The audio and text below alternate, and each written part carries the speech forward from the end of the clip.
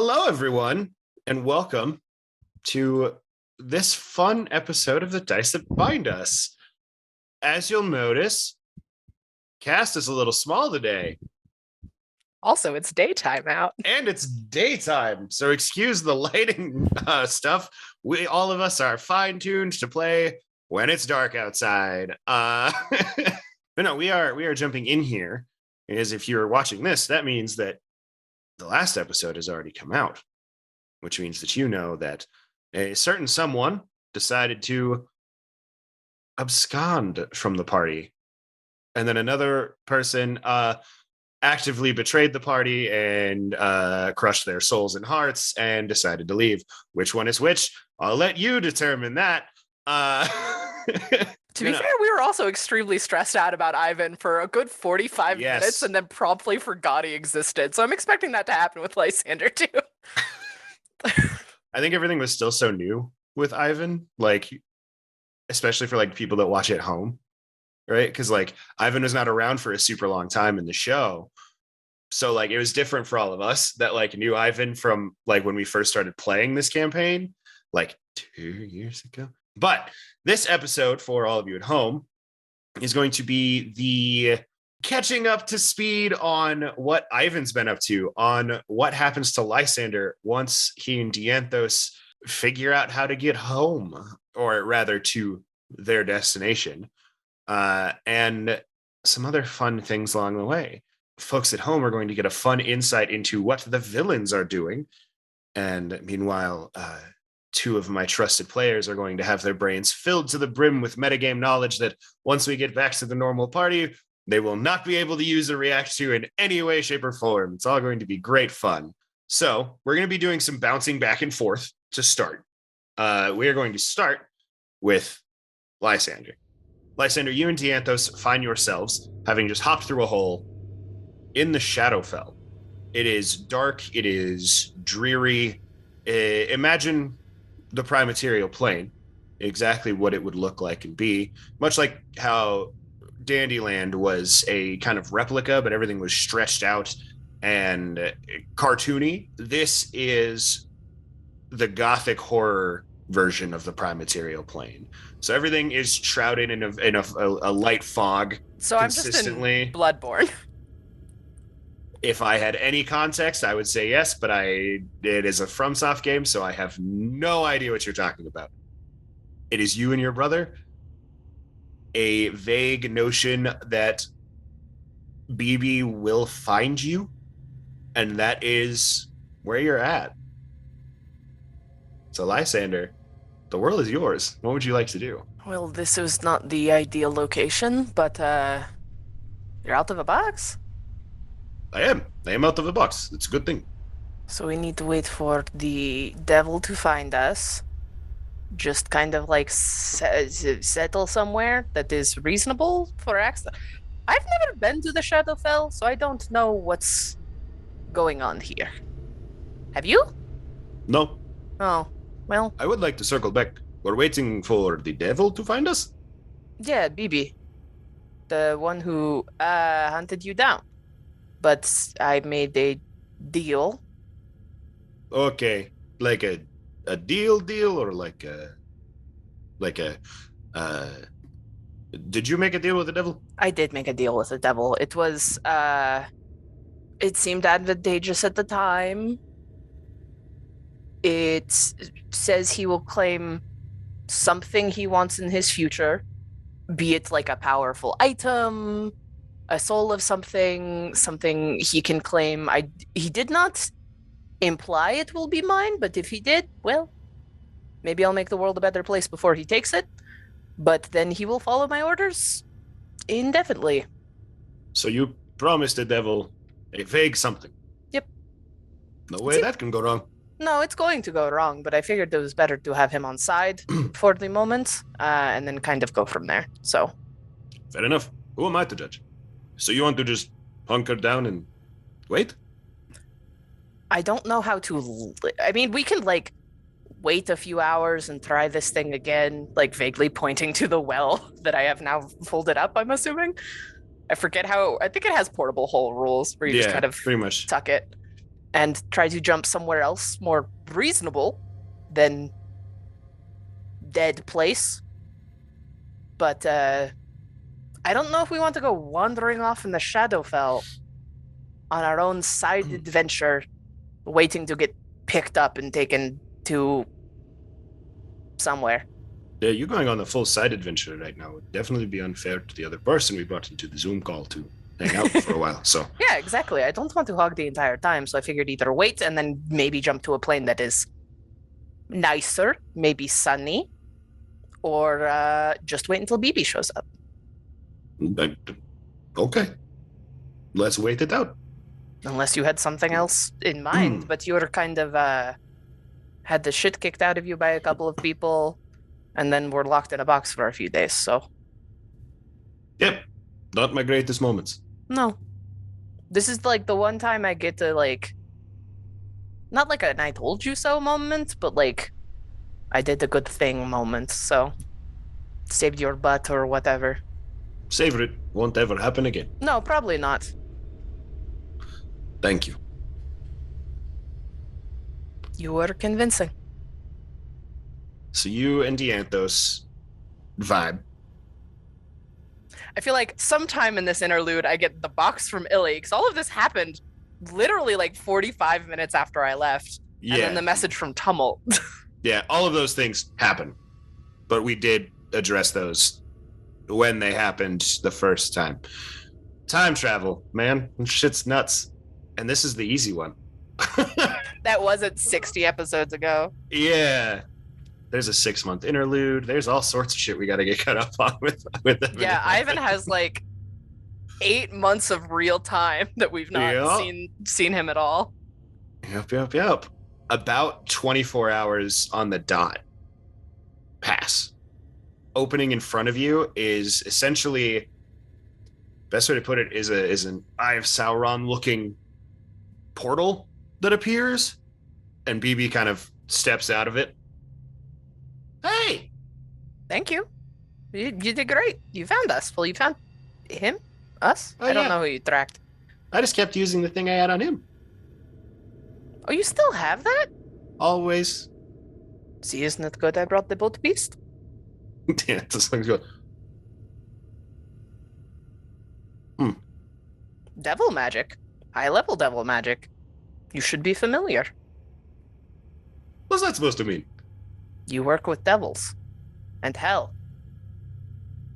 I think you think these things are all interconnected much more than they are.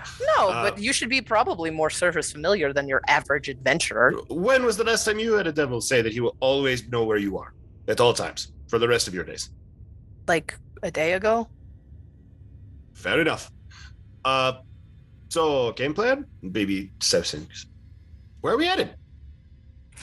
Neither of us know where Xerxes is located now, huh? I mean, we have a base place to go to reconnect. Go to the plane of chaos. Or order, rather. Misspeak. Yeah, that makes sense to be able to go there and then kind of regroup. I have to find a way to reach out to someone, but other than that, my schedule is fully open. So, order plane? See what all of this is about, I suppose? Sure. BB opens up another one of these portals. It is definitely different from Olan, where Olan kind of just passively does this.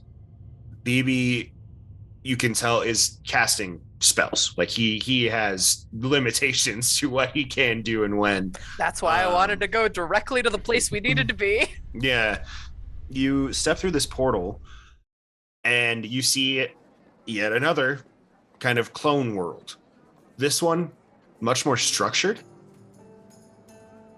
You step outside of a town, kind of hard to recognize, but there are large kind of palisade walls carved out of like kind of like a bright tan stone, if that makes sense, that rise up about 40, 50 feet high. You see guards wearing perfect uniforms, just to the touch, around all the walls. Only one every 50, 60, maybe even 100 feet are on the walls. There's far less than there should be on a normal city. Danthos leads you inside, and once you pass through the gates of the city, it starts to click. You've been here before, or a version of it. This is Golden Fields.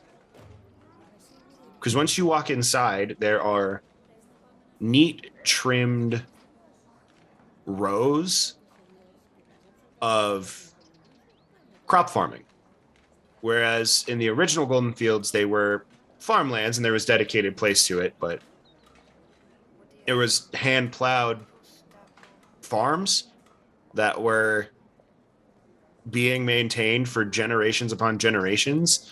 These are basically just precisely measured, looks like magically done, or some other device was used to make sure everything is in exact order and an exact measurement. And another key difference, the tree in the center is gone. It just doesn't exist here. So Are ents chaotic? Both BB and Dianthos kind of look at you like, oh. Huh. There's not a liver loss here, but I guess it doesn't need. Well, and to clarify, the shrine tree in the center, the like source of the magic. Oh, I thought for some reason I thought that was liver loss. But yeah, the little Shantea. Yeah. That just wholly doesn't exist. So whatever on the prime material, that was what was giving Golden Fields its like flourishing growth and like what sustained it so well. Here, you're not really sure what's doing that. Like it almost doesn't need it because stuff is just maintained correctly. Yeah. Yeah. Danthos leads you further in to the city and over into a large building. Again, maybe 2 guards out front, one on either side of the door, and walks you in. And there's a gentleman sitting at a secretary desk about 15 feet inside of this front door. Looks up at you. He's a small gnomish man. Glances up and says, "Yes?" And just like gives you a squint.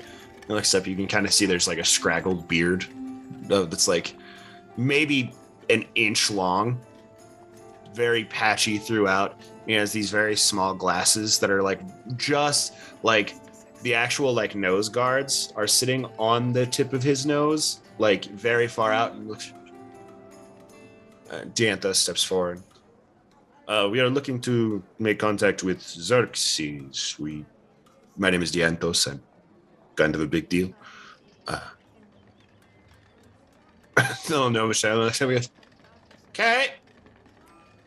And hands Dianthos what looks to be just like a scroll of paper and a quill, like ink pen, like just write it down. And as Dianthos starts to write, you're not really sure what he's writing unless you want to pay like super exact attention to it. Writes it down, waits patiently, and you see a response written underneath what Dianthos had written on the scroll. Oh, that's like the Assassin's Book. What? One of the many things Xerxes sent to kill us, we ended up with a note basically saying, "Hey, I'm going to kill you." And it just kept appearing. And like when we wrote back, it responded. Fun. Did we find out that Xerxes sent that? Dianthos told me that it was one of their many probes for like getting simulacra from us. Yup. I don't know why I remember that. But there's like a pause. There's a few messages back and forth between. Ye olde texting. Yep. And a man appears behind you without a sound. And you hear a voice. Well, isn't that something? You turn the sound and you see Dandelion. I was like, I don't recognize this voice, but it's also been a long I haven't done it in a long time. Yeah, it's been a long fucking time since we've run into Dandelion. Hello. Should I be on my guard? I have nothing to fight you with. and no qualms. I'm here to join. All those many months spent fighting me. Not really you. Yes, but this is what I've offered from the beginning. Who would have thought that all it would have taken was a voice closer to home? Would have figured you'd figure that out sooner. Well, truth be told, I thought you hated your brother. Sibling things. Huh. I'm fallible. And it's also... You were convincing, but the other voices around me were much louder when it was someone so similar to oneself, and you know that. It is easier to listen. Well, we're glad to have you. This is BB. Charmed. Hello. So, I've been asked to give you a brief explanation and to get you to work. Is there anything you wish to see or understand further before we set you to task? If you have any more concrete outline of your plan than what we heard is the enemy, other than pit non-humanoids against each other indefinitely until humanoids win. I do hope you'll understand when I say that I'm not going to sit and unveil every detail of our plan to you. I do not expect you to. I am A, recently changed sides, and B, new here. I don't need every detail. Just more than giants kill everything would be nice. Xerxes is an everlasting ancient order. We do that and we keep our secrecy by remaining small. We do not fight with armies as others do. When playing a game that involves thousands of pieces. You don't want too many cooks. Precisely. So we use certain things as our armies for us. One person convincing an army to fight for them is far better than wasting lives on both sides. What is it you want me to be doing? I'm glad you asked. We will be sending you... How do I phrase this? We'll be putting you on a field team to be doing some work for us. Can I gather more insights on the nature of this work? Sure. I think the best way to phrase it is that at certain times, in certain times, there are key elements that work against us in larger ways. We will be sending you out with another few individuals to clean up those problems. That is understandable. Yes. Especially since you have, with the help of your friends, eliminated several of our field teams thus far. So. Technically, they attacked first. Oh, yes. No, that's what they were sent to do. Please don't make me eliminate them. It's not going to go well. They're going to try to kill me immediately. Oh, absolutely. I fully understand. I would never send you against your friends until I was fully ready to trust that you were on board with the system. Otherwise, we could just have told you how we play the game, and you'd send you back, and then you'll just turn code and run again. You have to earn a position of trust. I understand that. Any other questions before we get you to your team and you can be filled in further? I have one request more than question. Hmm. I have someone I need to contact. And who might that be? My partner. I will not tell anything of where I am or what I am doing. You may be allowed to be there for the conversation, read the sending scroll before it goes off. I just want to tell him I am okay. And nothing more. Make a persuasion check. Okay. Oh, fucking Lysander with these persuasion rolls. An 8. That is strictly forbidden. 2 words. Okay. He waves his hand and produces a small, bloomed dandelion. Speak your 2 words into this. He will get the message. Oh, that's such a small amount of words. You rolled an 8. I did. Will he know it is me? Will it come in like my voice? Yes, it'll come through as you. Okay.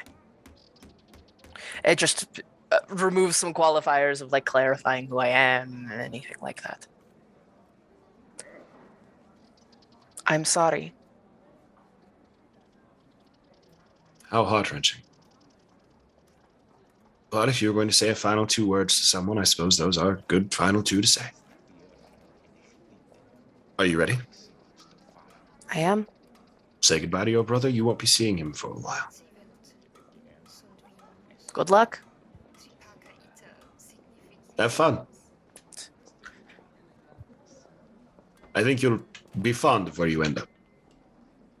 Smiles, turns, and you see a portal open. A circular, void-esque portal. Pretty familiar to you, actually. It looks like one of Olan's portals. It's not, and you can tell that it's not because the outside has sort of purplish fluctuations around it. But it's the Olan's same kind of magic. Yeah, where you can't see the other side of the portal. It's just this black, like, face, essentially, that someone travels through. So it looks similar energy style-wise, but you having used them a bajillion times, you know this is not one of Olan's creations. Man, that'd be fucked up, though, right? Like, Olan sold his soul to rips me out of time. Yeah. It's like just to scream at me. With that, we're going to jump to the other side of things. Devin, how are you? I'm good. Good, yeah. So let's go over the last 8 to 9 months of Ivan life. So long. So long. And it's mostly my fault because I should have been keeping you up to date on what Ivan was doing. But if I would have done it privately, then our audience at home wouldn't have known what was going on. So instead, we messaged Ivan, and Devin had to go, Correct, I don't know what's yes. happening. Let me be ominous and vague. I think I did a good job at, like, the couple times Ivan chimed in, you know, in the main episode. Like, I think I kept it pretty, because you did tell me, like, some of what's going on. Definitely not a lot of details for sure, but just say, like, this is who you're working with. Yeah, we this left is Ivan vaguely what you've been doing at onboarding, and then just never touched base again. Yeah. Fill everybody in on what you know so far. So, not a whole lot. What Ivan remembers from Xerxes was basically right after they got to Dandelion and they actually started to fight Dandelion rather than like work with Dandelion. I think that moment happened. It was before we were recording, definitely, because we started recording at the plane shift, right?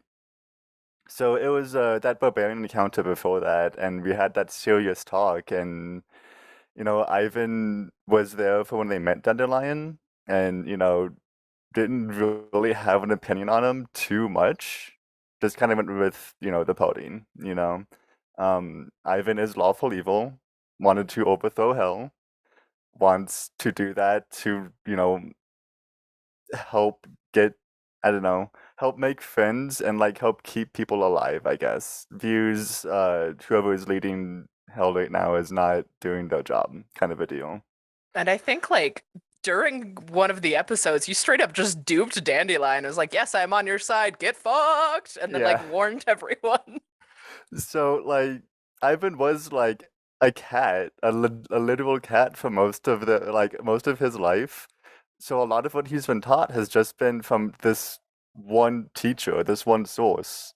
So just like going into like that's why he can like kind of agree with Dandelion and Xerxes, but also be like loyal to friends, I guess. Views friends as doing what they think is right. But yeah, beyond like whenever we started going against Dandelion and we found out that we're in a different plane and Dandelion can plane shift and shit, and I don't think we found out that Dandelion might be a demigod quite yet, so doesn't know a lot, yeah. And I can find the message you sent me, but it was more along the lines of the contract with Asmodeus, it actually did not take.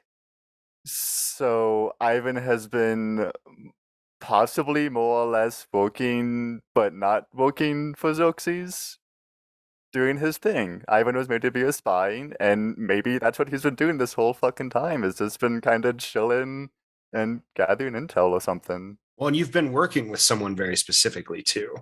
But Zephyros, right? Right, exactly. Zephyros, for those of you at home who are going, this was 60 something episodes ago, the last time I heard that name. To be fair, it was episode 1 where we had the fight with Zephyros before going to Dandyland. So it's been 70 odd episodes since Zephyros has been a player in the game. Cool. I forgot we started this at a terrible point to start a show. Yeah, it was like mid fucking fight, and then we immediately went to Dandyland and went, "What the fuck is happening?" Listen, guys, campaign 2 is going to be better. Like my first note, it's started filming episode 01. Zephyros is here. Oh man, yeah. So the first one was like Zephyros showed up, having all of his memories taken away. Yeah. Wow, we fuck. I made a poor decision. We didn't know how YouTube worked. We don't. Campaign 2, guys. I'm telling you, I am so much more prepared. Just stick it out for another 100 episodes, and maybe we'll get good. Not 100. Not 100. I'm thinking 50 at most. Devin, everything you said is true. You signed a contract and got teleported, right? You were taken to Asmodeus and told you were going to be working and blah, blah, blah. But the contract never actually took hold of you. You're not sure why, but you have had essentially free will to do as you please the entire time.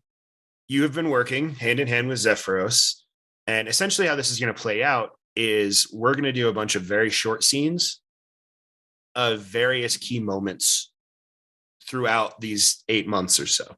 Not to put pressure on you on the spot, but however you handle those short scenes are going to dictate what has been happening on the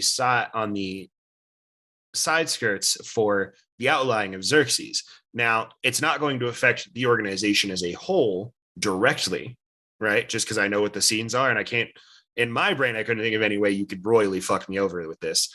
But Alex, essentially, it's Devin. Oh yeah, no, I am 100% sure I'm going to be outsmarted because Devin is smarter than me. But what it is going to do is whatever you and Zephyros have been doing till this point, and what you, Zephyros, and Lysander continue to do, are going to dictate essentially what resources are available to whatever side during the final battle. Not 100%, right? Like the party still matters. All the other choices matter.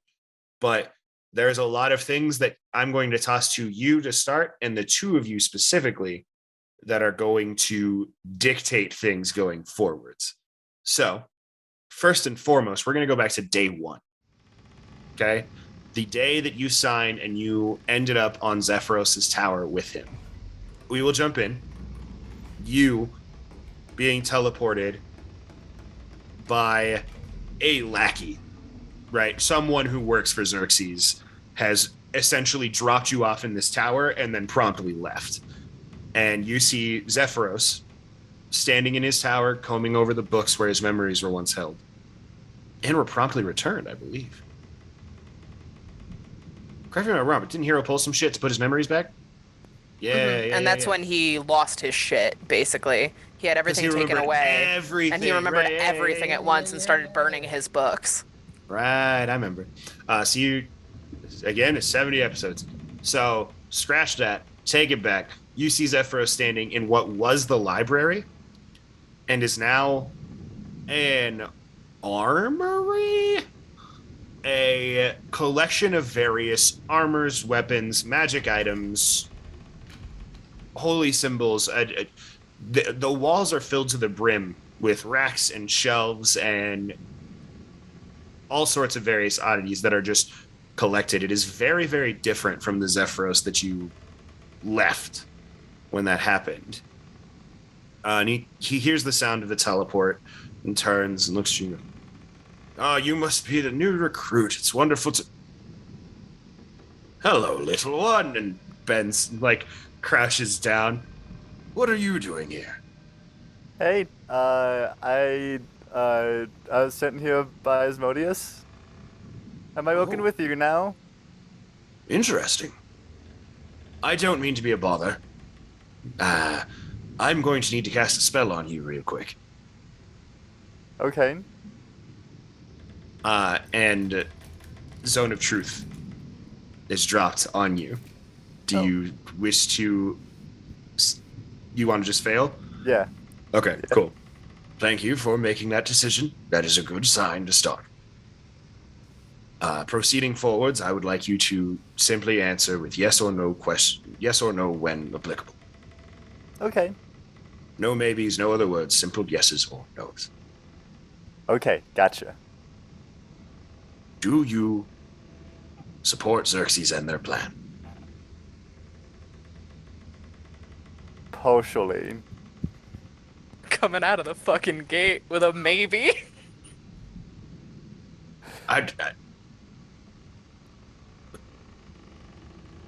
That's on me.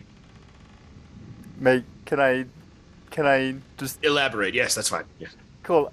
I don't know Xerxes' plan, so I can't say whether or not I fully agree with it. Logical, yes. That's on me. That's on me. You were sent by Asmodeus. Are you directly under his control? I think. No? So out of character, do I feel that the contract didn't take hold? Yeah, you know that when you were going in, essentially you were bound to servitude, and that anything is beck and call, you would essentially be forced to go do. At no point has any sort of power taken hold of you to move you in that direction. Like when he told you to go, I didn't feel any compulsion or Yeah, absolutely. Yeah, exactly. Okay. I will also say as notes, because I looked at it, what happened in the episode was transported to Xerxes' headquarters, was told you will work for Xerxes as if you worked for Asmodeus. So technically, your command was removed from Asmodeus anyway and put to Xerxes. It's like, you don't work for him, you work for us. Yeah, yes. Okay. But that did not take effect. So, you have had zero compulsion to do any sort of thing. No. Do your loyalties still lie to your friends that you left? Yeah, of course.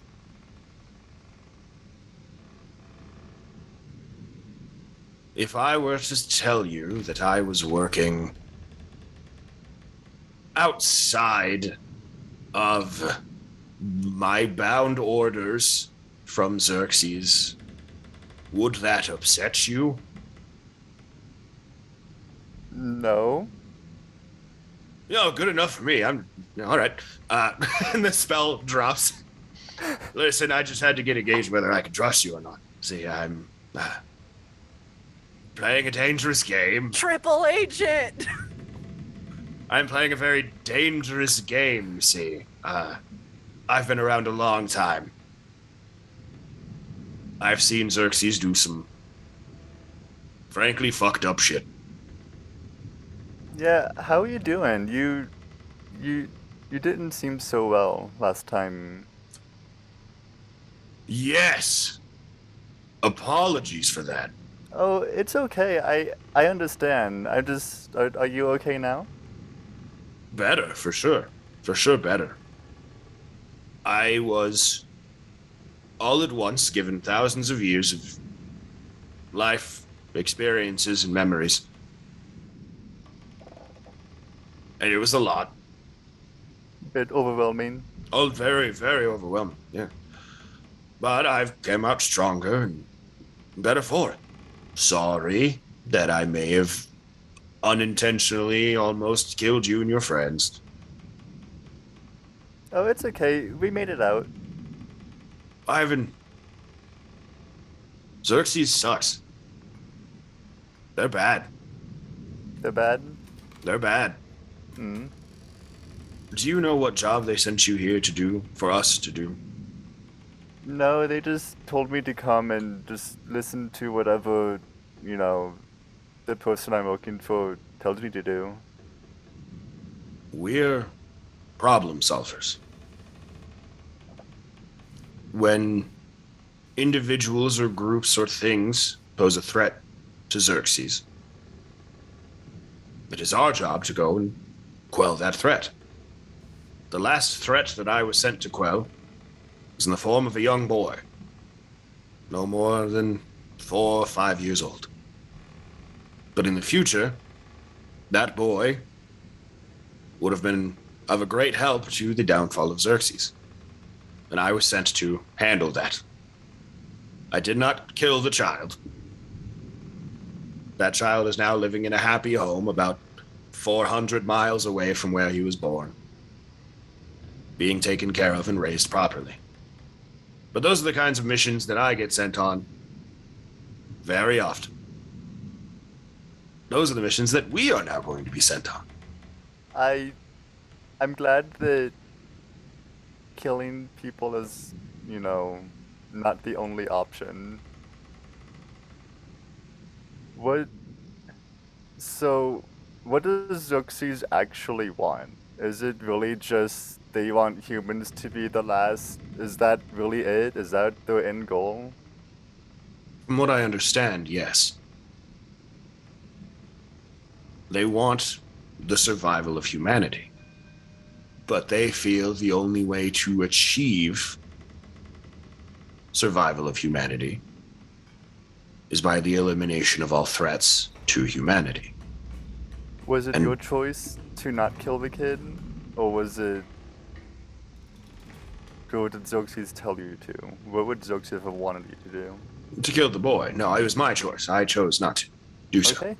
And as a matter of fact, I'm really glad the lackeys they send to deal with me, because they don't find me to be that much of a threat, have no idea what is sitting on the very walls of the room we're in. Each and every one of these are threats that I was sent to quell. And I just leave them hanging about. Okay. So what are we gonna do? How are we gonna stop them? How are we gonna help? My friend, we are going to be doing our jobs as ordered. Quelling threats. And when the time is right, should you be so inclined, we will deliver everything we have quelled into the hands of your friends to aid them in whatever is to come. Oh, that'll be fun. That being said, Xerxes is powerful. Do you think that... Go ahead, sorry. Do you think that my friends, do you think that we have a shot to stop them, realistically? I think that you will lose some, but I do think they'll win. If I did not have faith in them, I don't think I would have hope for anything. Outside of this tower, anything we say or do or think is monitored, so you must be ever vigilant. Our plans must be hidden. Do you agree? I agree. And is at this point you feel the zone of truth actually end? Was any of that a lie? It was not. That's a homebrewed version of that spell that I I like there it. it's a level 8 spell that I'll tell you about it later. We don't need to do it now. Zone of real truth. Yeah. Yeah, it's cool. Essentially, you go around about once a week and get sent to deal with minor problems. Things like they found an ancient artifact in a dungeon somewhere that needs to be gathered because it could potentially be a weapon used against them. Or like a giant in one of the giant tribes happened to speak about unionizing. We should stop that. So this is like the petty problem squad, Right. which is odd for a thousands-year-old storm giant, air. I don't know. He's a cloud giant. Cloud giant. It was like one of those things, and soon to be a high-level adventurer. I think that without too much insight needed, this is where they send the people that say they want to help that they do not trust. Is to handle small jobs. About 2 months in, you are sent on something a little more high profile. There is a city that you've never been to called Dead Snows. A hole in the wall city settled at the base of a small mountain range. It is said that there is a bloodline in this city, you're not sure which, that holds the power to transfer divinity. A power passed on from generations upon generations prior. It was said to be gained during the Great War prior. Your job is to eliminate that bloodline. Zephyros leaves the choice to you. I don't know a whole lot about divinity. Why would Xerxes want us to end this bloodline? I think what it comes down to, dear boy, is a lot of the key players in Xerxes are gods. Your friend Dandelion is one such himself. Huh. Okay. That makes sense, I guess. To clarify, the versions of him you've encountered prior have been copies. Simulacra, if you will. Okay. Then, yes, that makes a lot more sense. Yes, you have not been fighting a god repeatedly. Okay. Powerful, for sure, but not the full honcho-ness. The other piece of this is that magic and power in this world are sort of ranked. The magic that you or I would be capable of is that of a normal mortal individual. If someone were to ascend to demigodhood, we would not be able to affect them nearly as well. And if someone were to achieve deidification, to become a god themselves, we would be unable to interact with them in any way, at least in their true forms. And so the ability to transfer divinity would mean that your friends would have a way to boost themselves to a point that they would be on standing ground with gods themselves. Okay. Let's do it. Let's try to save them. I don't want to kill this family. Devin, what would you like to do? All right, how many people are in this family? How many people am I tasked or the You don't first even time? know what family it is. Oh, The cool. village itself, you were told there is a bloodline In the village? Okay. in the village. Now, the village itself has about 80 people in it. Very Okay. small little town, so you're not really sure. Xerxes' intention was for you to just eliminate the town, because that is the only way to be sure the bloodline is gone. And if that's what you want to do, that is something you can do. You're not rolling for this. You're not making skill checks. This is you tell me what your plan is, Yeah. and that is what happens. Um, alright. If they want me to, like, just eliminate the town, I'm guessing there's a pretty, like, fast, like, timestamp on it. Like, I have to get this done pretty fast, or, like, how long are they giving me to, like, complete the mission or whatever? They have never given you a direct time limit, but you gather that's because you guys work quickly and efficiently. So there's no hard time limit, but if you take too long, whatever too long may be, there could be consequences. Okay. Alright, I want to ask Zephyros, do you have any ways to, like, any of these items, do any way to, like, try to figure out who down there is part of this bloodline? Hmm. Well, we could ask them. I suppose there's. Do you by chance know the spell Detect Magic? I do not know. Checks Warlock spell list for the first time in a year and a half. Yeah. I did not know. Oh, yes, I suppose you've always been more of a hands-on type of caster.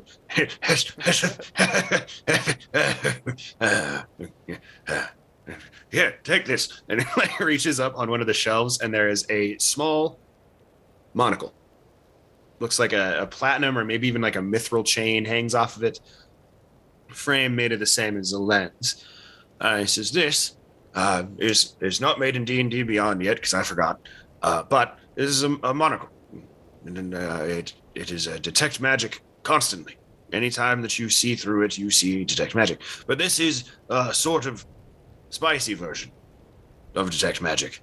This allows you to sense if something, essentially something's scale of power, what tier it would be on.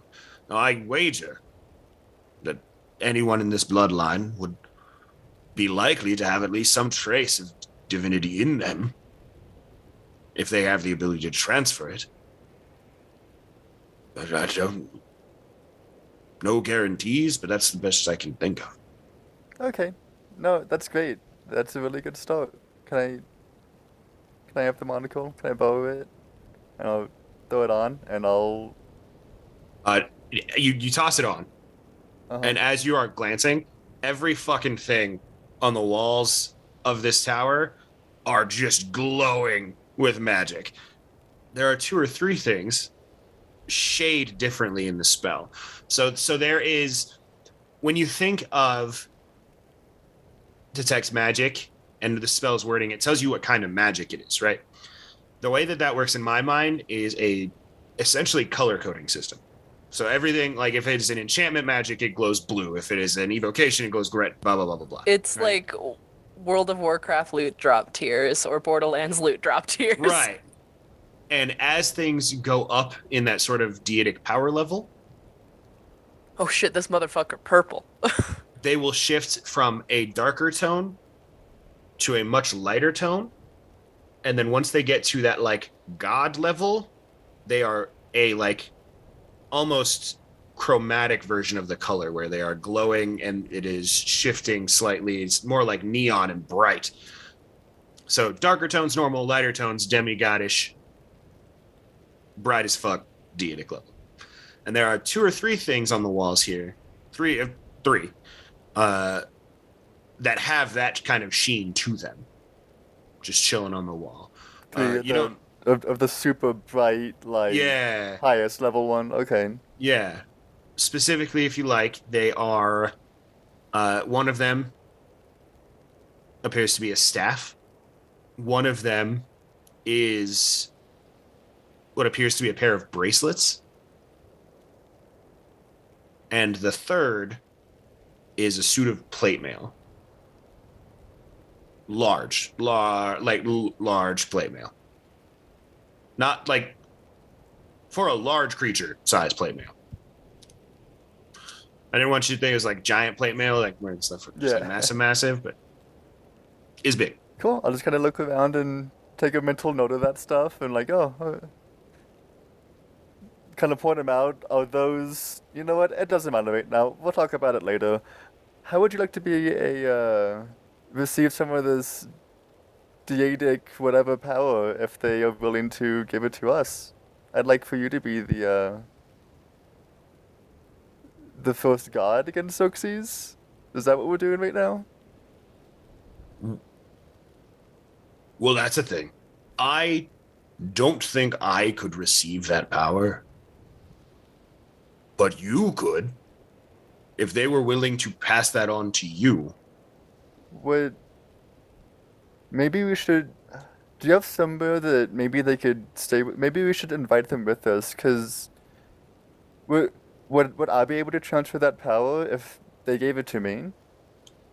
I'm trying to think about how to get it to our friends. Do we have to take them with us, or can we transport that power somehow?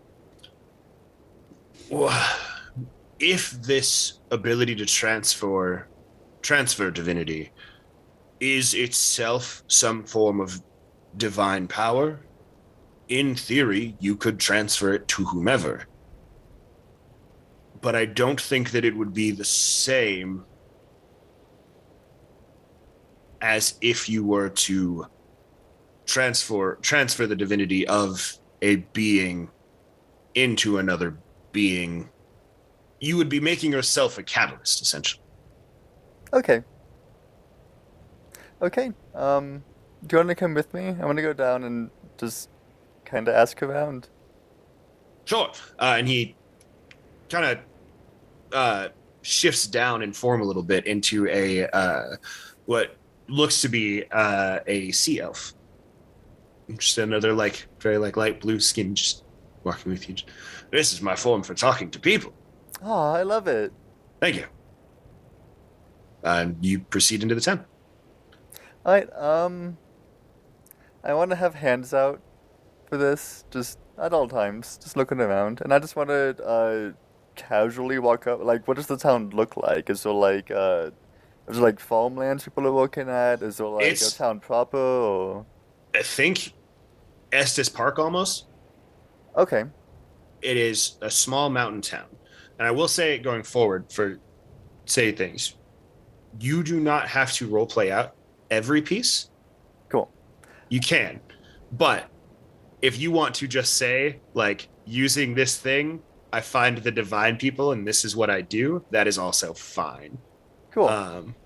So right now, that is what I would like to do, is just cool. Look around. If I have to talk to people, but... Yeah, absolutely. And that's more of the game plan, because you still have, like, 4 more. So, as much as I love the detail and the dive in, I want Dash to have airtime too, because they vibing too. Well, goodbye. And I have a couple of things for the 2 of you to discuss once we get there. Yeah, you easily enough find all of the people. There are 3 people in the village that have a sort of very faint kind of, you can almost like see their veins through their skin. Yeah, it's not pleasant, but they have this glowing, almost golden energy. They got magic in the blood.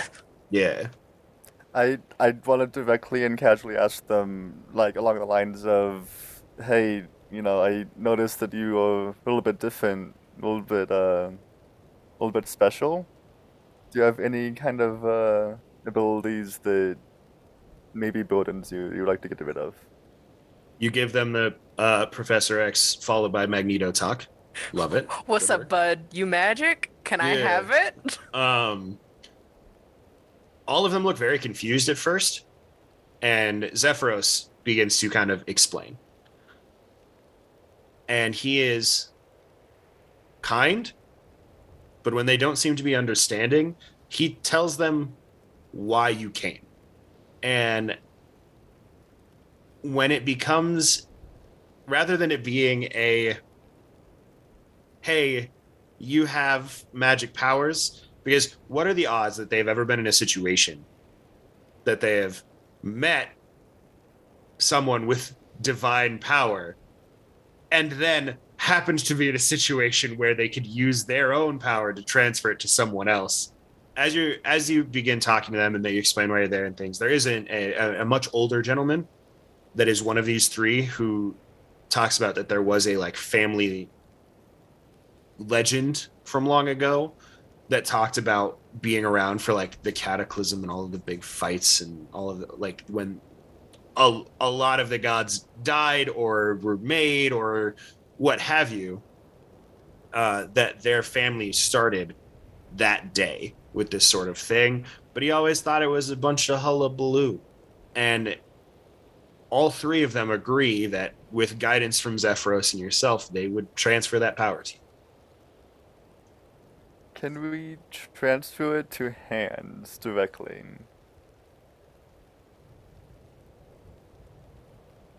The idea being, if Hands has it, I can pop Hands into, their own little mini dimension, whatever. So they're safe? Has, and just kind of keep it hidden that way. I also like the idea of transferring the power. Be like, all right, God, other guy, touch my squid. Just having to go through it's like one of those static balls. Yeah, okay. Only Hands. Not any of the other. Annie, Tizer, the other pod names. But yes, Hands specifically, sure. And you do so. They transfer this power. And then Zephyros asks you a follow-up question. What do we do with the people here? Do we have any magic items to, like, maybe give them a start somewhere else? They can't stay here. Unfortunately, if Xerxes checks in on them, they'll know that we didn't do our job, and they'll ask questions. So, everyone has to either leave, or we will have to do our job. I don't think we have anything in the way of magic items, per se. Do you have money? You can just give them much money. Here's your relocation fund. I do have money. Fair enough. All right. Do you have any other ideas? No, it seems good. You see, he goes over and just pulls a chest off the wall and just hands it to one of the guys that came up like to the tower to do the transfer and goes, "There you go." And they grab it and it immediately like falls to the ground because it's a full fucking size chest and he is a giant that lifted it with ease. Still in his CL form though. Like he just like grabbed it, lifted it, just like carried it, and then these two like kind of burly mountain dudes. So they call out, and then a bunch of people from the town come and they get it situated, and they say that they will find a new place to live, a fresh start. Thanks for all your help. Bye. Another 2 or so months pass. Another situation is brought to your attention that stands out a little bit. There is a swampland far south. It's the Highmoor, for sake of name. I thought you were sending him to the lizard marshes. I thought that too. I was excited. There's a large collection of player characters all living in one place. Somewhere in this swamp, and this is probably a 500 square mile area, is said to be a long forgotten stone chest, never been opened since it was sealed. They don't know what's in it, but they know that it exists. How do you find it? To start. Use flock familiars. Give them all. How many of those monocle things do we have? 1. Damn it. Well, Can you look through all their eyes at once? No, but they can like look for something as basic as a chest, I would assume, right? And like, I mean, they won't be able to communicate with me, but if they don't come back when I tell them to come back, I'll know that one of them found something, you know? So like, it lasts for an hour. They can fly up to a mile away. So the game plan is send squids Yeah. as much as possible, as fast as possible, to just be looking for this stone chest. Yeah. And then, like, Ivan, himself is gonna fly out with the monocle, and Okay. also, yeah. It takes time, about 2 weeks, between combined efforts of your summons, of Zephyros calling on various like water elementals and fog elementals and things like that to help search. But eventually you find the only thing in the swamp that you would vaguely see as being a stone chest. That is about a 15-foot by 15-foot by 15-foot stone cube with what looks to be a seam at the top. Second question, Devin. What do you do? I'm gonna go figure out how to open this thing. Very I well. wanna, yeah. You open it. You have many tools at your disposal. When the chest opens, you see a bright flash of light that you have not seen anything on the scale of before. Wearing the monocle, the entire thing has this like opalescent glow to it of what you've seen as like that, like kind of like deitic spark. It shoots up into the sky and off to the northeast. Looking inside the chest afterwards, there's nothing in it. Is Zephyros here with me? Yeah. Does he have one of the monocles? Yeah. Well, he doesn't, but he sees what you saw. So I'll like point and like look at him and be like, He goes, no idea. okay. Watches it just casually fly off. Neat. I'm sure it's fine. Fucking domes Reginald in the back of the head. We didn't know the entire time. He's just had an aspect the whole time. Perfect. Last one for just you. 6 months, 7 months or so has passed. The town of Silvery Moon is without a leader, and a civil war is breaking out. You don't know anything about Silvery Moon, about the Arcanist Magnate, about any of it. But for whatever reason, you are given a high priority order to go and take something during this time of chaos. Specifically, a book.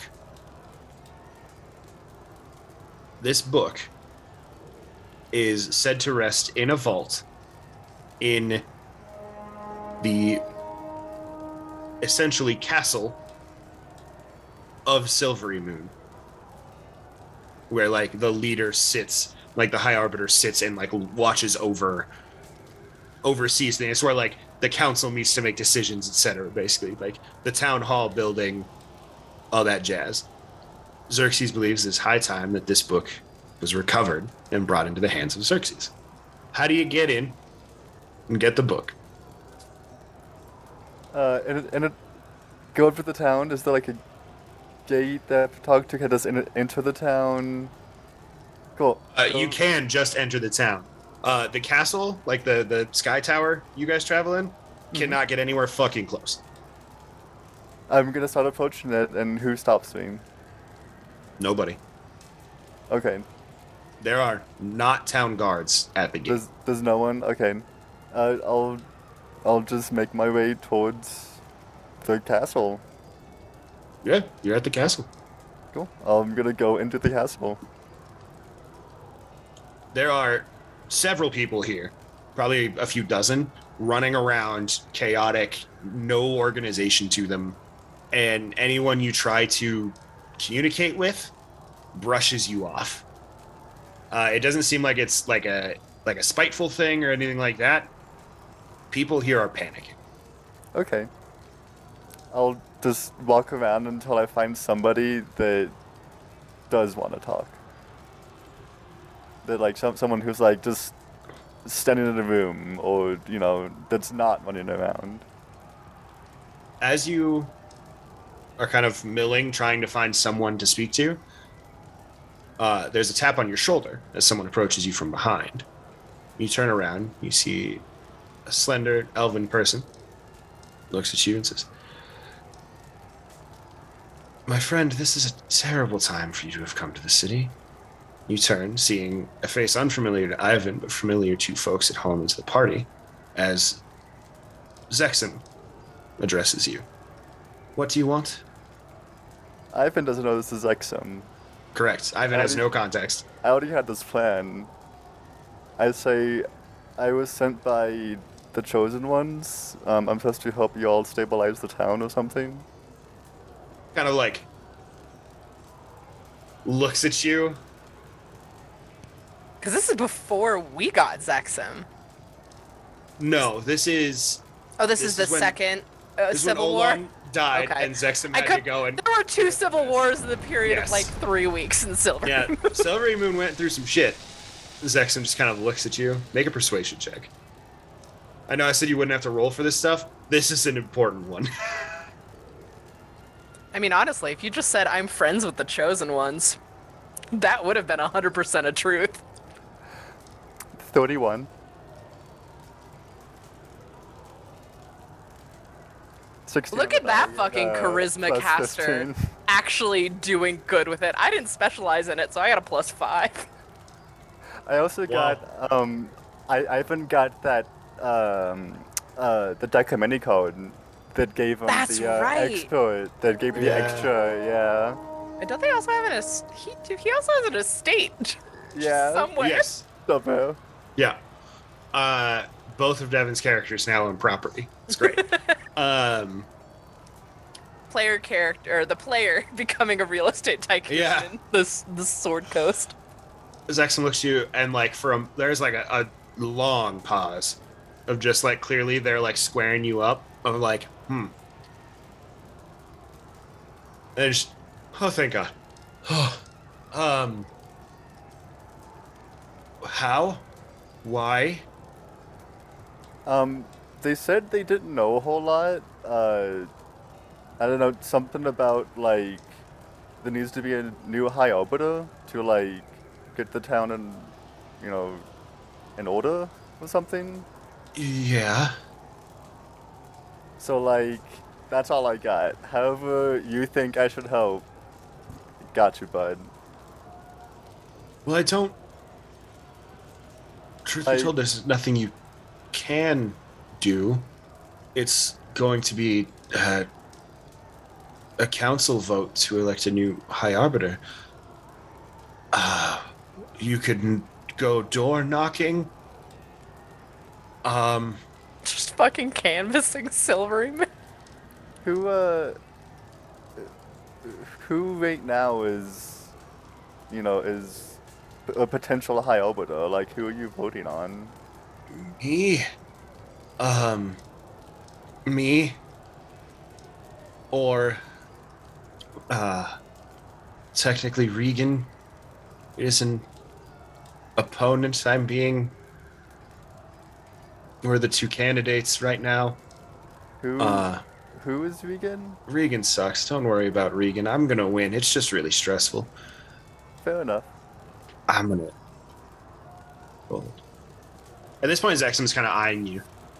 Fully trusts you know the Chosen Ones.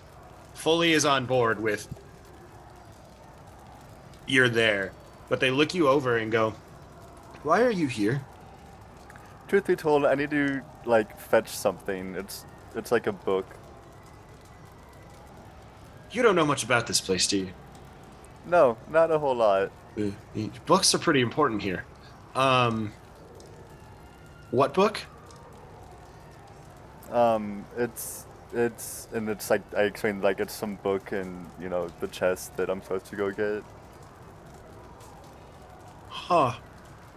And it's the Chosen Ones asked you to grab this? Yeah. Make another persuasion check. Deception? That one. Yeah. That one's only +10. Ooh, 21. Well, if it'll help them. Oh, Jesus, fuck me. And they lead you to a vault. And you see, as they approach, apparating almost out of nowhere and floating behind them is a spellbook. And as they start to cast this spell, the door opens, and you see the pages of the spellbook are flipping themselves to land on a specific page that starts to glow as the spell is cast. I think this is the first time Ivan would have ever seen an Arcanist Magnate cast a spell. And this vault door, or rather this, what appeared to be a stone wall leading nowhere, has a vault door appear on it. And they take a key and unlock it, lead you into the vault. And there is one thing in this vault. A single tome. I'll ask Zexum what this book does. This was the first tome. This was the spell book of the first Arcanist Magnate. That probably doesn't hold a lot of weight for you, because you had no idea what we were or how we are. Legend says this can give anyone attuned with magic the abilities of the first Arcanist Magnate. In the right hands, arguably the most powerful thing in existence. In the wrong hands, bad. Really bad. Okay. And the vault door shuts behind you. I want to telepathically communicate with Zexum. Okay. And I want to ask, do you have any way to prevent others from reading your thoughts right now? The two of you locked in this vault. Zexum's tome still floating behind them. Look you dead in the eyes. Nothing can penetrate the walls of this vault. Okay. Cool. So, I'm looking for Xerxes. This is why I'm here. And I'll explain to him. As soon as you say you work for Xerxes, make a dexterity saving throw for me. If he tries to cast something at me, I'll just take it. I'm not going to try to cast it or into combat or anything. Yeah, so they... Essentially, these two platinum chains wrap up, and you are strapped to a wall and pinned there. They And just then kind of kick their head. I'll continue then.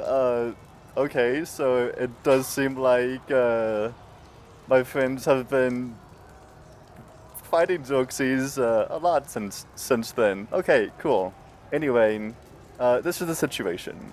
My name is Ivan. I don't know if you heard about me, but I used to travel with the Chosen Ones a while ago. I signed a contract, entered a deal with the devil, ended up working for Xerxes, but I don't work for Xerxes. The contract never took. I've just been trying to gather intel since then.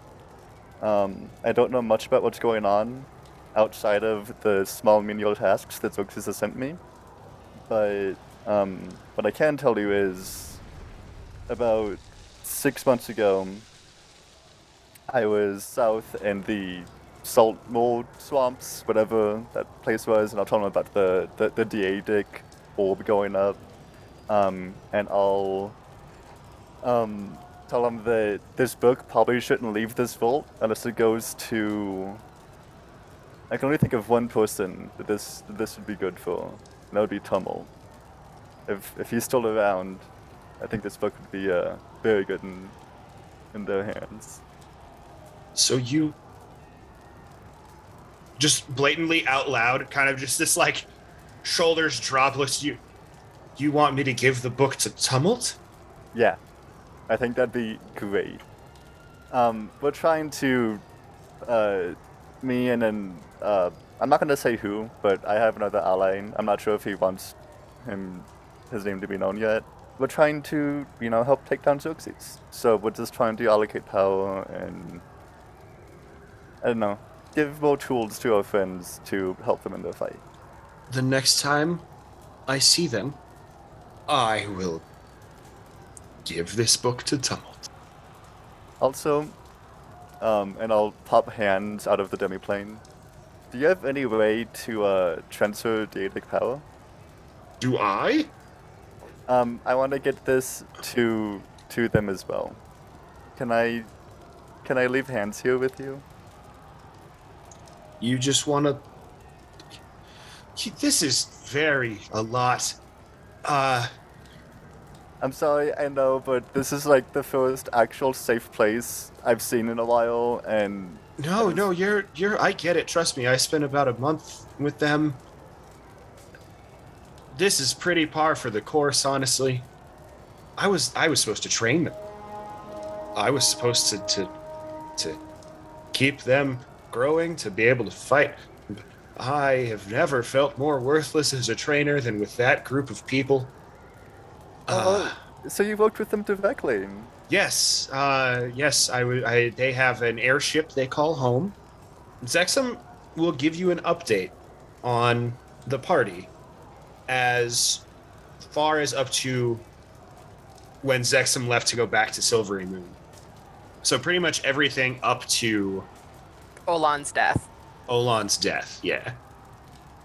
We'll explain that, like... I haven't just watched the show. It's fine. Yeah. But, yeah, you are up to speed on up to Olan's death with the party. And after, 15 minutes of just long-winded talking about everything that's been going on, they go, so honestly, this makes sense. I'll make sure they get it when I see them. I don't want Zach to have this tome. Yeah, I have to. Figure. It's a good play. I love it. Well, especially since, the second this came up, it was like, oh, Lysander can start studying, trying to become an Arcanist magnate. Give it to Tumult. Never mind. Perfect plan. I love it. But it was just that immediate, here's this. Nah. It's all right. Zach's got a bigger brain. He'll understand how to do it better. You are released from the chains, and you are escorted out.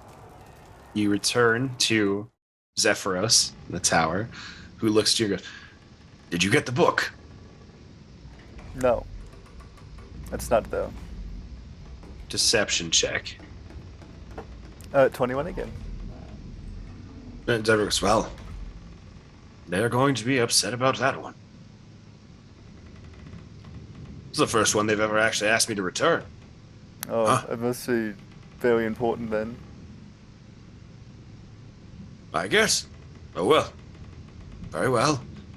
And time passes. You get one or two more small missions after that. I think that the trust has kind of been broken a little for a minute because you were unable to complete your job, but only slightly broken because if it just wasn't there, it just wasn't there. About a month passes. And Zephyros turns to you on the tower and says, well, there's been a shocking turn of events. We're getting a new friend. Oh?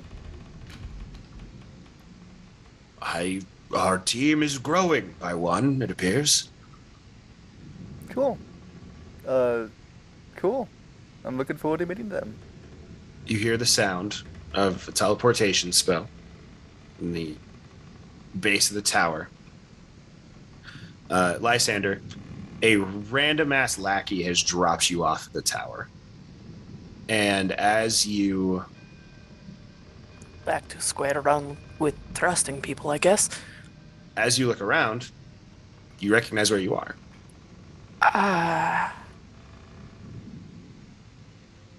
What? And you see, as you kind of glance around, a massive head looking down at you from the top of the tower, as you see Zephyros' face for the first time in a long time. And he goes, "Ah!" and starts running down the stairs. Ivan, you just get scooped on the journey as he just runs. Like Holy Avenger out, like, no. And Zephyros, like, slides to a stop at the bottom. And sets you down, Ivan, kind of face to face with Lysander. Ah! Hey, what's up? What are you doing here? I swapped sides. Oh, okay. Welcome. Glad to have you. This is a surprise. I did not expect to be assigned to this group of people. I was told I would never see any of you again. I'm so happy to see you. Can I have a hug? Sure. Hugs Ivan. I thought you were like threatening us just months ago at this point. Yeah, I mean, kind of. I wanted you to, like, Xerxes said that they can read thoughts. Yeah, so, to like bump our mental defenses. Yeah. That's why we got this. Kind of like pulls hair aside, shows off middle finger tattoo. Oh, that's so cool. It blocks mind-changing magic and also scrying and stuff, I think. Interesting. Well, that would only matter, actually, if their fear is of a certain level, because Xerxes, I don't know if you noticed, Xerxes has gods working for them. Oh, yeah, it came from Titus? Tempest. Titan? Tempest. Came from Tempest. So, like, high-level shit. Zephyros kind of leans over to you, Ivan, just massive giant form, and goes, "You ever feel just really inconsequential all of a sudden?" Yeah. Yeah. It's great to Okay. see you.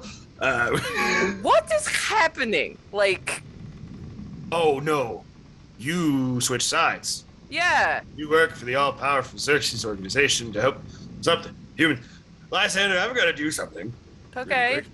I'm going to cast a spell on you. Uh-huh. And you need to let it happen. Okay. Don't kill me? No. Zone of Truth is cast on you. Choose to fail. I'm going to ask you a series of questions. If you could respond with simple yes or no answers, that'd be best. Do your allegiances fully lie with Xerxes and their goals? You see, this is a test. Yes or no? Goals, yes. Methods, no? I need to figure out how to phrase that question better, Ivan. We need to work on that. You don't get new people very often, do you? I've had exactly one. Not used to management. Nope. And that one Question- is not easy to manage. No. Question 2 is important. If I were to tell you... I skipped a question. Were you to encounter anyone working against Xerxes, what would you do?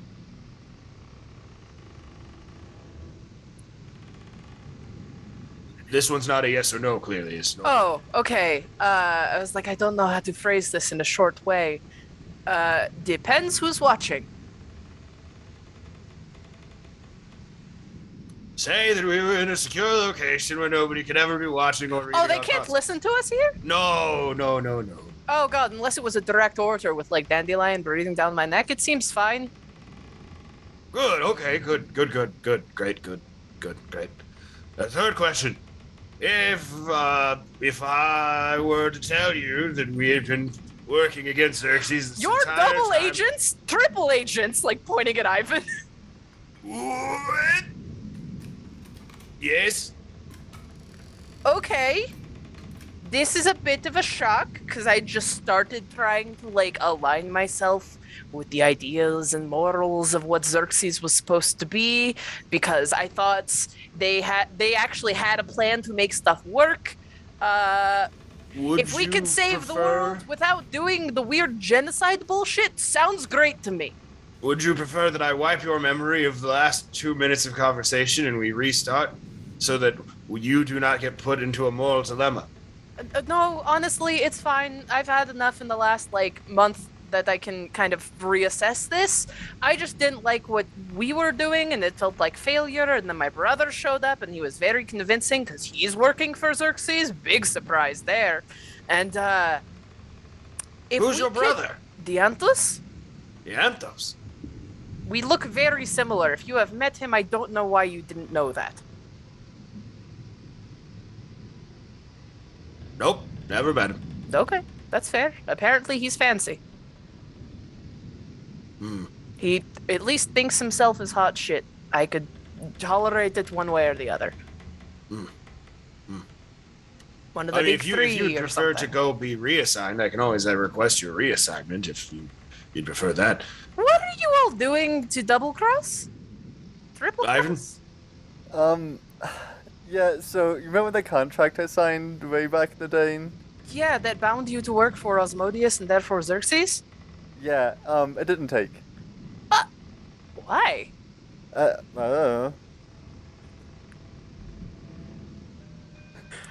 Fair? Okay. I mean, devil contracts are weird and... Oh, a lot of things have happened since we have seen you last. Are you okay? Yeah. You heard, like, some of the things from Tapartos and... Yeah, are you all okay? I mean, I've been good. No, not at all. But, Okay. we're doing the Yeah. best we can with it. Fair enough. They're probably extra pissed off right now because I just left with my brother without telling anyone. So I mean, well, why? Like, why? well, oh, I'm trying to remember how much, like, Ivan wasn't even there when we made the, like, plan. So you understand the whole thing where it's like Dandelion was like, "Ooh, work for Xerxes, make sure the Giants win." Well, turns out making sure the Giants win meant every non-humanoid race would be killed, and we were like, "That's bad," especially Tapartos. Tapartos was like, "That's a bad thing. Let's not do that. He's an evil guy," and we kind of came up with like a side plan to try and put Moog in charge. The whole reason we came here is your and relation of some variety. I think it's stepdaughter or daughter-in-law. Moog's my daughter-in-law. Yes. That's what it was. Yes. Is she good? Is she well? We haven't talked to her in a while. Seemed good the last we knew. She helped us attack Grutog. Nice. How'd that go? We won that one mostly, and then Valimandrung's being built again by another group of giants. She and Tapartos are kind of dating, sort of, maybe. He doesn't talk about it much, but we've not really seen her in a while. She seems to be leading like a revolution, so she's doing good for herself. Long and the short, we were trying to put her in head of the ordning so there could just be like blanket peace. Turns out blanket peace is hard. It's a hard thing to establish, especially when like everything in their mother's daughter's grandmother is trying to kill us along the way, and we get sidetracked all the time. But basically, establish peace seemed like a really good idea, but we weren't making any progress on it. And I want the people I care about to be safe. So it made sense for Xerxes to do that. I really like that at the moment this conversation is happening, the party is in fact doing nothing They're in a to dragon make lair. progress and have indeed gotten sidetracked going deep into a dungeon, into a dragon. After just like we fought a dragon and then delved into a dungeon. Yep. Which, we're playing Dungeons and Dragons, but we are not maintaining our main mission. And it's both of our faults, which is funny. Illy proposed the beach episode and Lysander fucked off. We sidetracked the party. Yeah. Yeah. It happens. It happens. And Coda's fault. Coda summoned one of the 10. Yeah. We could have just had a beach episode and moved on with our life. That was good, though. That came out of nowhere. Like, I loved that. But, we had good goals, bad execution. I got an aspect along the way, and so everything just kept kind of ramping up. And now everything is kind of on, 11. And, Devin, do you have the monocle on? Probably not just casually. Especially since this room is glowing all the time. Yeah, that's fair. Okay. So it seemed like similar goals. One was actually working, even though it's like the lesser of two evils were. It seemed useful. I understand, yeah, because honestly, what Xerxes wants isn't necessarily too far off of, what I want. It's just, again, I don't think we have to kill all the other non-humanoids. We're killing a lot of people to do it. Yeah, yeah. I understand the want for peace and, just, making sure that humanoids always have a place and everything, but, I don't like the idea of the genocide. I agree. So my idea is we gather power for the group, and I actually talked with somebody in, and what was that town called? Silvery Moon? Oh, who? What was his name? Sesam? Is it? Zexim! Yeah! They're the head of Silvery Moon now, I think. Oh, he made it? Oh, that's awesome. They definitely made their way up there. They're now the boss. They probably hate it. We didn't actually check in when we went there a couple of days ago. We were supposed to do that. But, that's good. Yeah. To clarify, Devin, Zexim is they, them pronouns. Oh, sorry. You're fine. It's been a while. Yeah, so they showed me this book, and I thought about Tumult. It's they said it was the first Arcanus magic book. Oh! So, Arcanus magnates are kind of a big deal. They are. I want to interject for a moment. Uh-oh. Ivan? You said the book was not in the vault. Oh, right. Did you just forget? Ivan, I'm not hurt that you didn't bring it back. I'm just hurt you didn't trust me with the secret. I'm sorry, Zephyros. I meant to tell you, I just forgot. Right then, continue. It's just a small trickle of tears on one eye. I'm sorry. You I'm good? sorry, Zephyros. I'm fine. No, dude, continue. The Arcanus magnates are kind of a big deal. They're one part wizard, one part warlock on steroids. They can basically study and learn and create their own magics. And so the tome of the first person to ever figure that out, that's big mana, as a friend would say. I made myself sad. That's huge, and you want to give it to Tumult. Yeah, I mean, Tumult likes books, right? I thought that maybe that would... Tumult, yeah, I mean, that's fair and understandable, but Tumult's kind of going a little bit off the rails and, searching for his own, internal power and growth and trying to become... Girgak and I both ended up with aspects somewhere along the line. And then we killed another of the 10, so who knows what happened with that. So he wanted to overpower himself, and that's definitely a way for him to overpower himself. Can I ask a question? What? What's an aspect? Oh, a chunk of divinity that is a piece of the 10. So I'm, just kind of like step away from any walls that might have books or anything and just like activate the aspect. Lysander essentially catches on fire. Holy shit! Ta-da! I'm a demigod, sort of. I haven't put the monocle on. I'll throw it on. What do I see? Pure, like, neon glowing flames. Like, strictly divine energy just pouring out of Lysander. I don't know the 10 it came from. They were in a box in City Brass. We won it in the contest. And now I'm a demigod. That sounds like such a casual way. That's awesome. Are you the only one? Like, No, Gittergat guts. So we came across a dragon named Terrence. He just showed up on our boats. And then we came across King Hecaton in dragon form, and Terrence was like, hey, fuck that guy, and cut off his head. And then went, oh no! I interfered with the will of mortals, so kind of exploded in like magical stuff. He was one of the 10, so big ancient dragon being who made gods like Bahamut and Tiamat. And Garagak and him were like a little buddy, so before he went poof into magic, he gave it to Garagak. So Garagak's got one.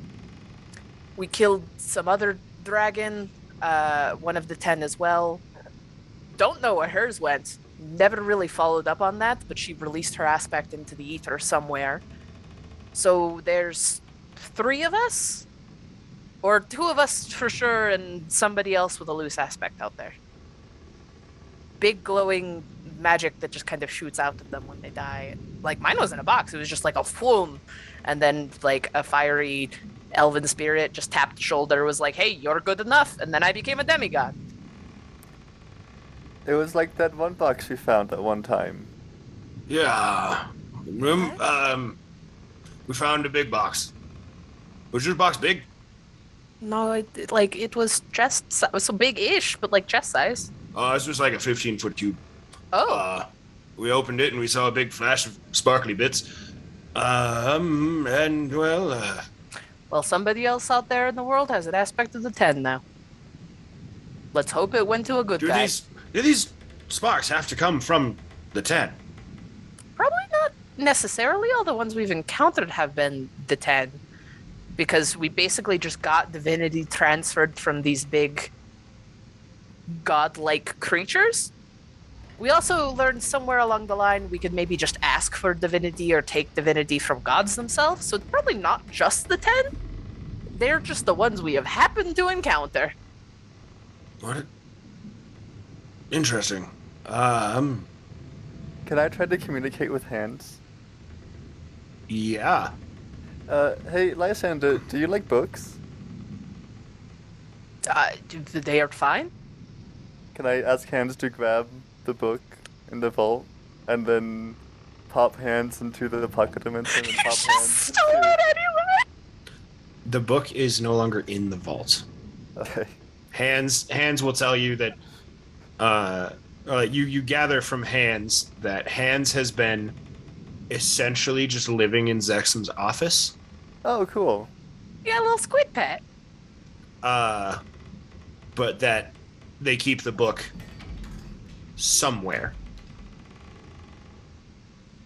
Is Zexum there right now with hands? Like, No, Zexum is off doing business. okay. Is there any kind of... Zexum doesn't know what to do with your floating squid, so it's like, stay. Is there any kind Like, of puts it in like a good-sized bird cage. Is there any kind of like quill and ink or anything around? I'll just have hands like write down, be back later, hands, and then I'll pop hands away and to me. I want to compare the hands divinity and the Lysander divinity. They are nowhere on the same scale.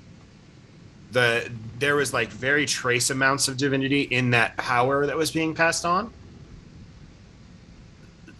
Imagine like the Percy Jackson kids fucking with Kratos. Like that, there is no like. It's like a fraction of a diluted bloodline compared to a half. I mean, I'll just like mention like so. Aspects don't come from just the 10, I guess, because I mean, there's different levels of divinity. It looks like. We got this, and like I'll like point to hands. Can you use like detect magic? Here, put this on, and I hand over the monocle. I mean, I have a type of detect magic that lets me see divinity. That's wonderful. That's just like this thing. Oh yeah. So if you look at hands. Okay. Hands, yeah. Oh, everything. Like I'm probably also emitting a glow still. Like it's so bright. Oh no. Oh. Just kind of like shut it off. It's still bright. Everything. Matt. Oh, your little hands is glowing. Nice. Yeah, we found that somewhere. These Xerxes sent us to like eliminate like this bloodline, so we just took the power instead. Are they dead? No. Oh. Well, I don't think so. Honestly, I don't know. Well, if they're dead, you didn't do it. So. Yeah, correct. But that's the kind of thing Xerxes sends us to do, is, go wipe out entire villages, and the off chance that there's a potential of something becoming even a minute threat. They asked me to kill a child once. Oh, I made a huge mistake. Probably, but hey, you're with us now. I mean, it seems to have worked out for the better. Like, what are you doing with all this stuff you're Threats. taking? Okay. Everyone is a quelled threat. So you're just hoarding them for your own good faith? Or holding them to give to you. Well, not you now. Oh. I mean, you maybe, but the team. Huh. Oh We're yeah, they playing- don't they do not trust me in the least, so I have to be on my best behavior. Or No, they'll probably just kill me. Yeah, just when you're outside of the tower, you cannot think or speak of what we're doing here. Otherwise, we are. How does one put? Fucked. I met an interesting imp. Did they give me like a sigil thing that they like gave Dianthus? No. Okay. I'm at an impasse because in theory, things can't read my mind, but I also signed up with them. So if they can't read my mind, that's a bad sign?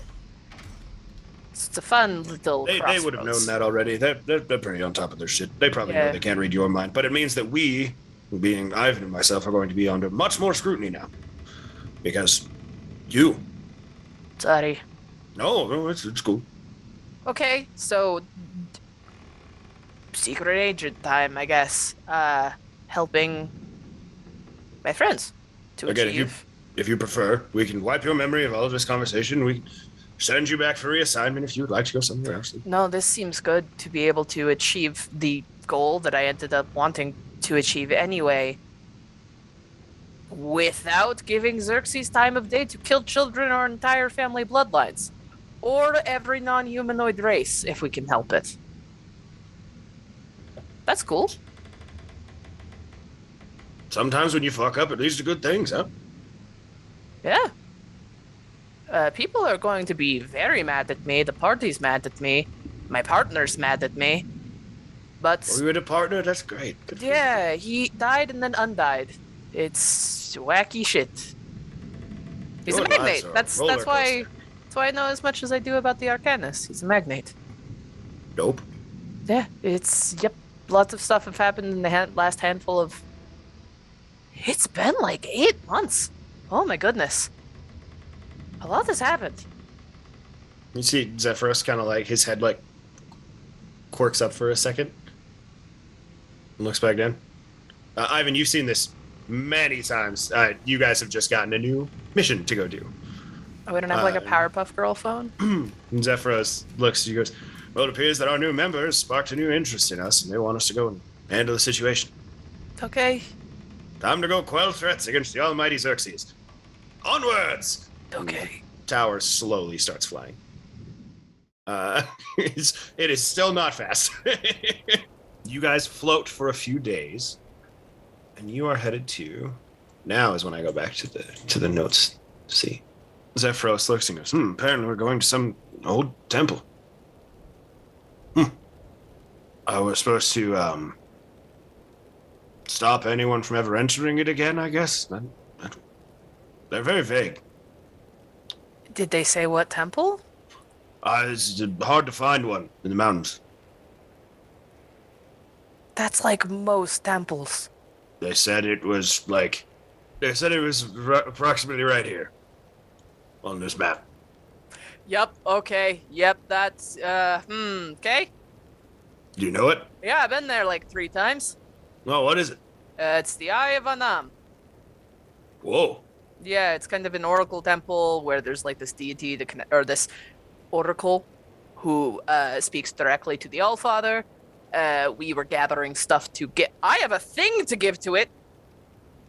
That it would give us information on where the giants were, and like questions about past, present, and potentially to a certain degree future, but mainly past and present of the goings on of the world. So we're just making sure nobody enters the Temple of Annam again? Yeah, I guess there's Probably because that exact thing was happening. Yeah, We've done it like twice now. Yeah.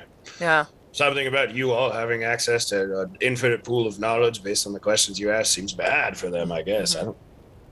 No, that makes sense. So, game plan. We just doing it, or? I mean, we didn't use our questions well. Nor do I know if they're ever going to remember to go back there. We were in like an interesting crossroads time where we were going to figure out what our next plan was, and then we didn't, and fought the dragon instead. So I also am the one with the item, so they can't really go back there right now. Yeah, so do you just want to go? I don't have the brain power. I don't know what information we'll glean, or what information we might need from it. But it seems reasonable to block out the door, but maybe leave a back door that Xerxes won't think about, because there's like pathways through some spider caverns in there. But also like one big open door thing that is much more obvious. I mean, I could just earthquake the whole damn thing. We can just drop it. You probably don't want to destroy the like ancient giant temple, especially if their plan is going to come to fruition. They need Moog to go there and declare herself head of the ordering and see if she's worthy in the eyes of Annam. So they kind of need to get in there eventually, even if it's not to go back in and get the questions. To make Moog the head, she needs to go be like, hey, I want to be the ruler. And Annam will probably go, I or no, and then she turns into a ghost. I don't know if the killing is like a part of it, but there was a guy who like refused to leave and he died. So how do we make it look like we blocked off all the entrances without blocking off all the entrances? Because Xerxes can like see through illusions and stuff, can't they? Magic. How capable is everybody right now? Maybe we can actually block them off and they can just open it up when they get there.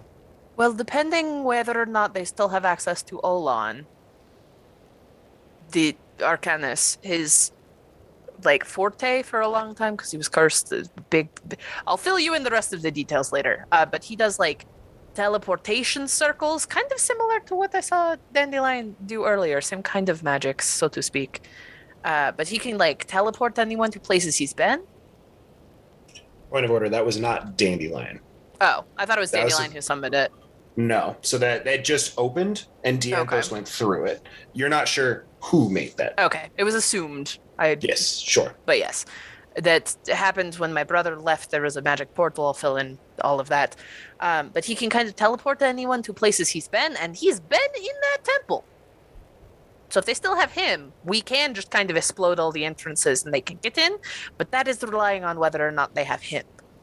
Harshnag's also still there as like a weird ghost, so I don't know if he might know if there are alternate ways to get people in. He was like the temple defender. Sweet man. Liked him a lot. Let's go talk to Harshnag then. The party travels. You arrive at the outside of the main entrance to the Eye of the Allfather. And sure enough, as you all approach, the two of you and Zephyros, you see the kind of translucent-esque spirit form of Harshnag. Say, Hello. friend. New friend. Big friend. Ivan. Zephyros. Harshnag. Harshnag. Don't forget he was like he could speak normally now. Oh, he got fixed. Yeah. It's like fixed is not the correct word, Yeah, audience. Yeah, sorry, but it's sorry, like sorry. he no longer has issues speaking because he is a spirit.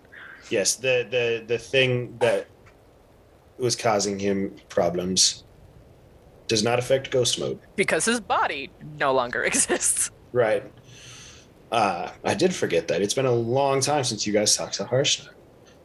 He goes, says, it's wonderful to see you. What's going on?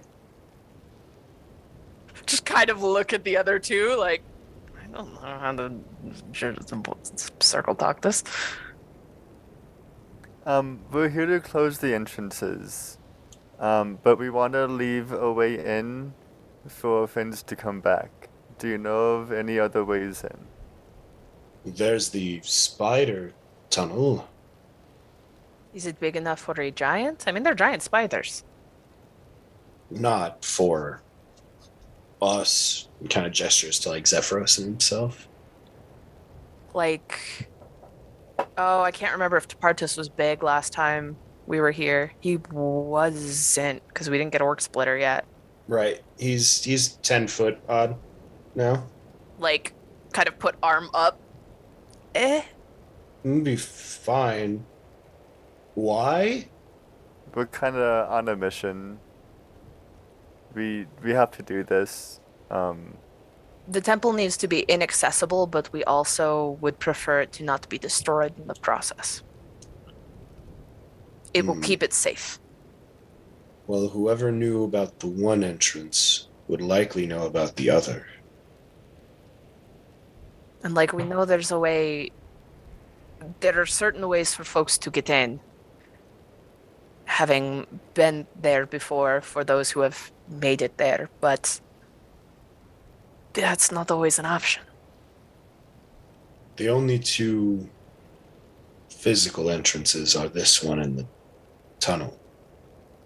It is like halfway collapsed anyway.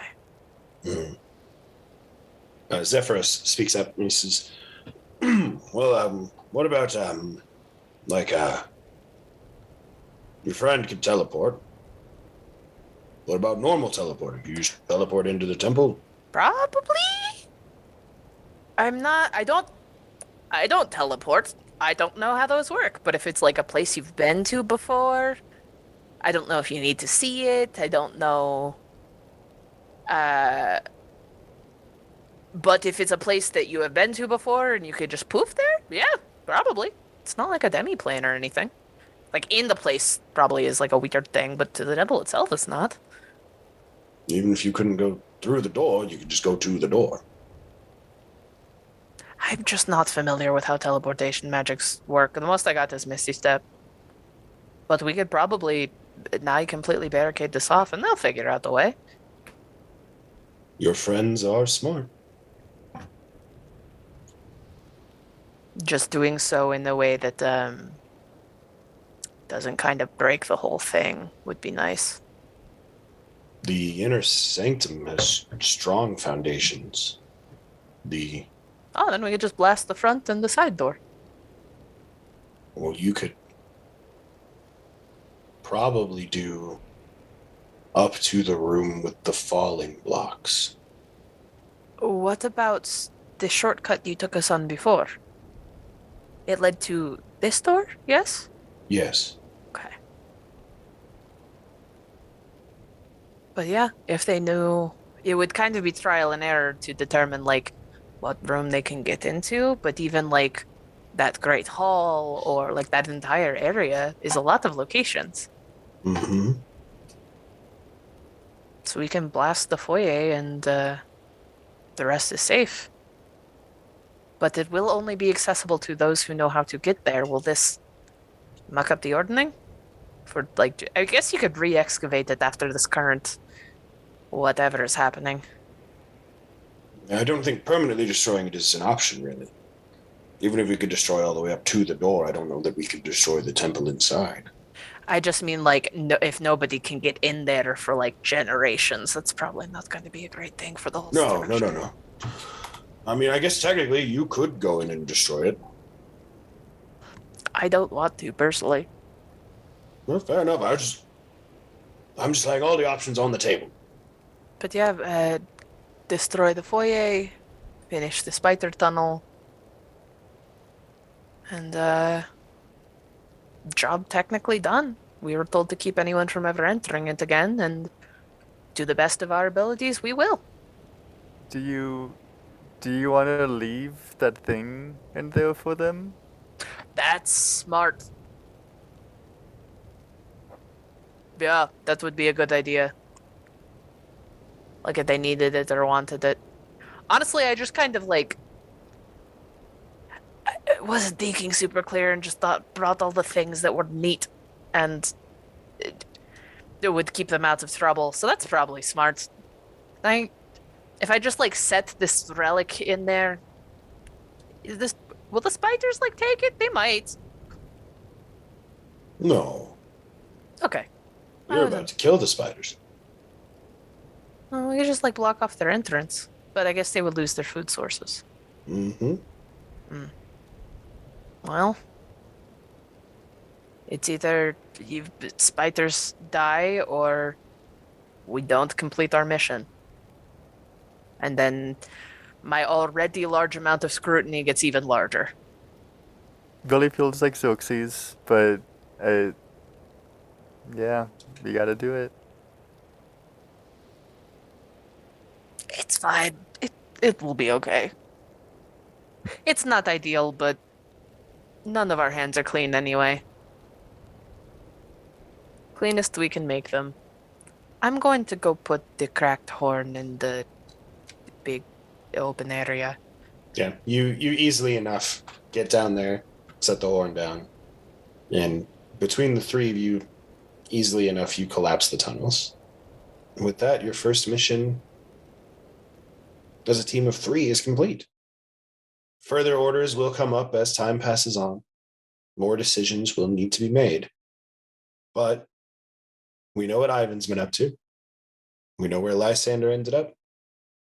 So I think that brings us to a close on this extra special episode of The Dice That Bind Us. Oh, it's so weird. Isn't it weird? For everyone at home, thank you for watching. I hope this was interesting for you and a good little back-end lore dump of what's been going on and what at least a small piece of Xerxes has been up to for a while. We'll see how the decisions made today shape out in the future. For those of you who have not already, make sure you check us out on all of our social medias. We got one of pretty much everything except for a Reddit at this point. All the like major ones. We have a Discord channel. All the links to all that stuff's below, of course. If you like the stuff, go ahead and like on it, comment on it, share on it, subscribe on it, ring the bell on it, tell your friends on it, sell your friends on it, bribe your friends to watch our show. It's that good. We also have a fun thing starting soon. I'm not going to go into too much detail, but we have a fan that's going above and beyond with some stuff. So once all that gets figured out and sorted, we'll let you guys know about that too, and that'll be fun. I'm super looking forward to it. But yeah, keep an eye out for us in the future, guys, and we'll see you next Wednesday for another episode of The Dice That Bind Us. Bye, everybody. Bye-bye.